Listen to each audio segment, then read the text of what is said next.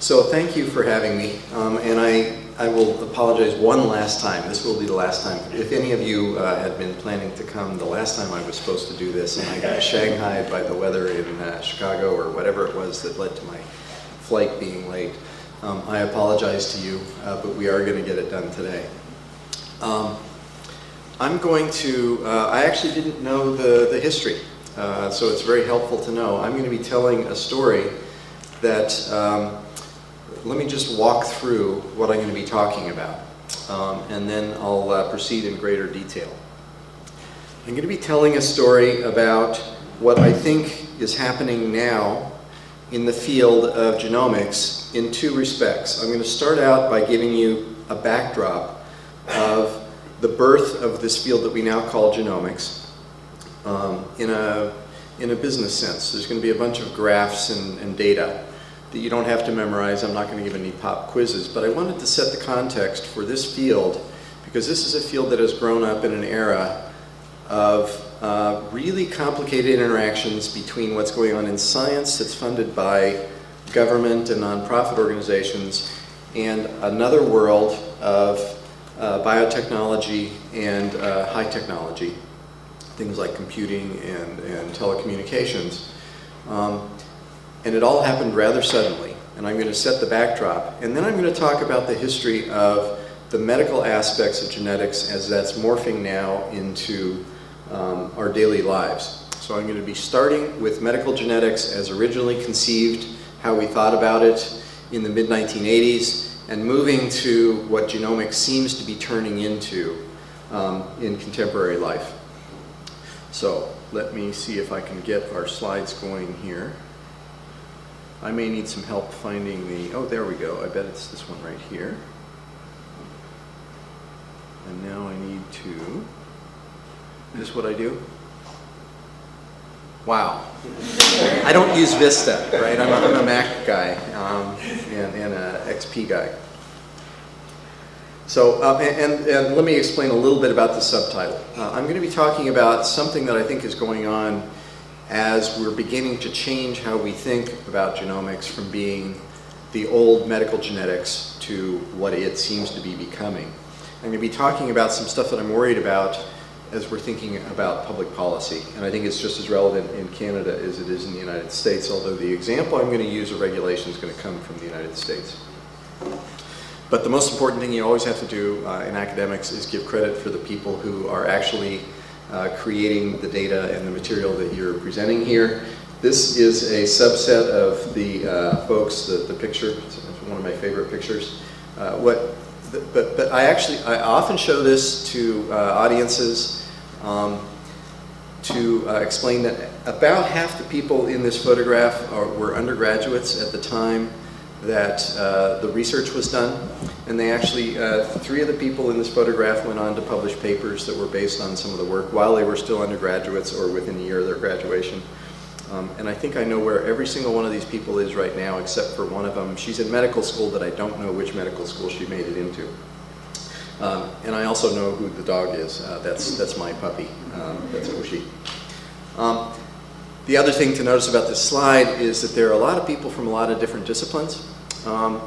We're looking at a field that involves a lot of whiz-bang biology, instrumentation, wet lab biology, informatics, computational biology, but we also have to study the law, because I'm going to be telling a story about intellectual property as part of what I'm going to be talking about here, and business.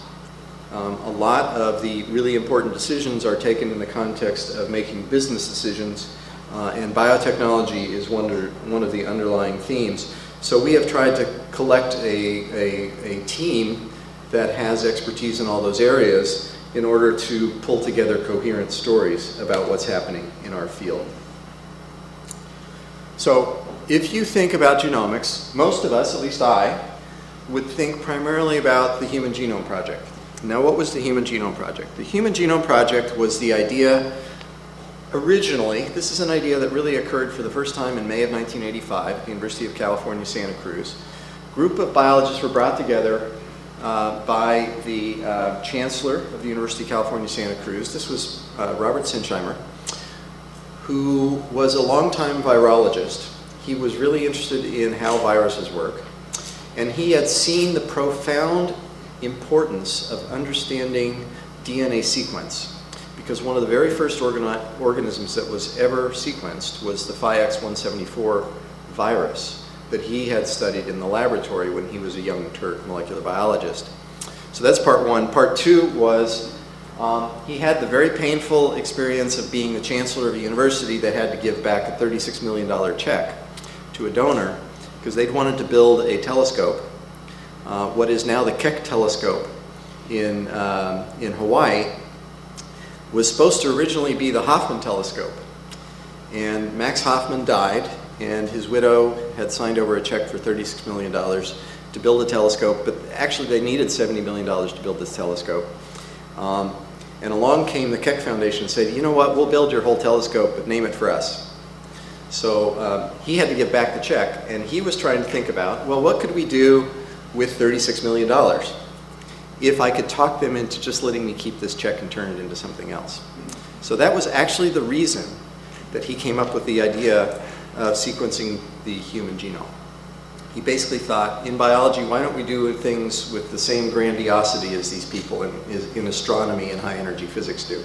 Let's do something in biology of that scale.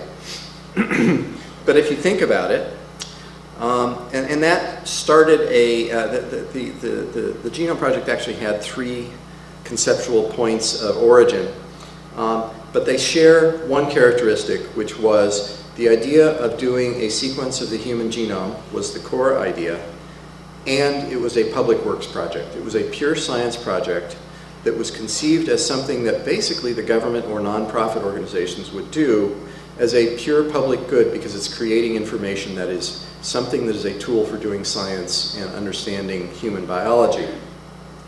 It was not originally conceived as being something that was relevant for commerce. And in fact, for the first 5 or 6 years of the Human Genome Project, there was zero investment in private R&D in the field that we would now call genomics. Incidentally, at the very beginning, the word genomics didn't happen until about 3 years into the Human Genome Project. It was coined in 1987, and it became the title of a journal, and then it kind of caught on as the term in the early 1990s.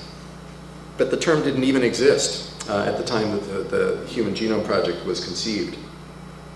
What you see here is a graph of what had happened 10 years later. This is a snapshot of funding that we pieced together from pulling together budgets from all over the world and trying to figure out who's spending money on this field called genomics.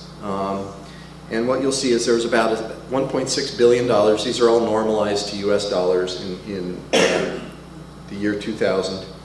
So about $1.6 billion of things like the National Institutes of Health, Canadian Institute for Health Research, the Medical Research Council of the UK, the Wellcome Trust, the Howard Hughes Medical Institute. So the congeries of government funding and nonprofit funding amounted to about $1.6 billion. By the year 2000, however, that was exceeded already by public funding from what was by now about 80-some companies they had stocks that were traded in public markets, so these were public companies. You can actually find out how much they were spending on R&D. They were spending about $2 billion a year in R&D. And the big pharmaceutical firms, things like Merck, Pfizer, Lilly, Novartis, Aventis, that's what those companies are called now. They all had different names. They've been consolidating for the better part of a decade. We're starting a new wave of that now. But they were spending in aggregate something on the order of $1 billion. So if you think about it, in one decade we go from zero private investment to roughly